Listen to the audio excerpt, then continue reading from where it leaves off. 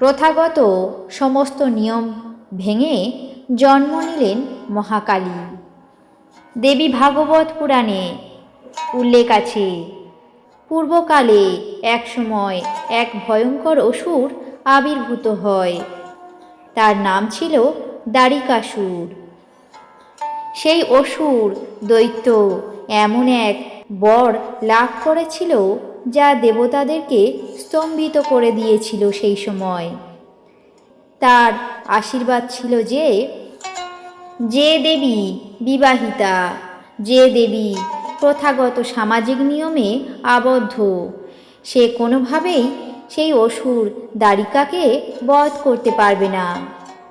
এই বর ছিল অত্যন্ত সূক্ষ্ম, কারণ অধিকাংশ দেবী ছিলেন শক্তির প্রতীক। তারা সকলেই ছিলেন গৃহস্থ রূপের সঙ্গে সম্পর্কযুক্ত। দেবী দুর্গা গৃহিণী, পার্বতী পত্নী, লক্ষ্মী এবং সরস্বতী উভয়েই সংসারে সঙ্গে যুক্ত। অসুর দারিকা তা ভালোভাবেই জানত। তাই দেবীদের শক্তি যতই প্রবল হোক না কেন, তাদের সামাজিক পরিচয়ই তাদের সীমাবদ্ধতা। সেই অবস্থায় দেবলোক তখন ভীষণই বিপর্যস্ত হয়ে পড়ে। ঠিক সেই সময় ভগবান শিব গভীর ধ্যানে প্রবেশ করেন। সেই ধ্যান কোনো যুদ্ধের জন্য ছিল না, সেই ধ্যান ছিল এক সীমার বাইরে যাওয়ার জন্য, প্রথার নিয়ম ভাঙার জন্য, সামাজিক শৃঙ্খলাবদ্ধ থেকে মুক্ত হওয়ার জন্য। আর সেই ভগবান শিবের ধ্যান থেকেই জন্ম নিলেন না কন্যা, না পত্নী, না গৃহিণী। তিনি হলেন সর্বশৃঙ্খলার ঊর্ধ্বে, নিয়মের বাইরে। তিনি হলেন মহাকালী।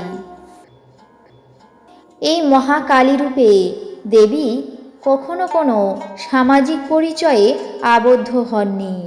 তিনি সর্বদাই স্বাধীন, সকল নিয়মের ঊর্ধ্বে, সমাজের প্রথা বন্ধন ভেঙে যুদ্ধে জয়লাভ করেছিলেন।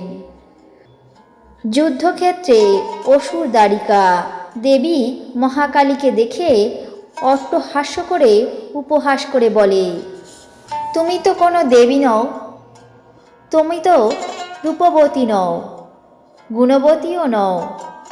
কোন বলে আমার সঙ্গে যুদ্ধ করবে? তোমার রূপও নেই, গুণও নেই, কুৎসিত ভীষণ মূর্তি। আমার সামনে তোমার উপস্থিত হওয়া কোনোভাবেই উচিত হয়নি। তখন দেবী মহাকালী সেই অসুরের কথায় কোনো উত্তর দেননি। তিনি প্রবল যুদ্ধে এক মুহূর্তেই সেই অসুর দারিকাকে ধ্বংস করে চূর্ণ বিচূর্ণ করে দিয়েছিলেন এবং অর্থহীন হয়ে যায় সেই দারিকাসুরের সকল বর। দারিকাসুর নিঃশেষ হয়ে যায়। দেবী মহাকালী কোনো কিছু রূপের মাধ্যমে জয় করতে আসেননি। তিনি কেবল বিচার করতে এসেছিলেন এবং অপরাধীকে দণ্ড দিতে ভীষণ মূর্তি ধারণ করে তাকে বধ করেছিলেন।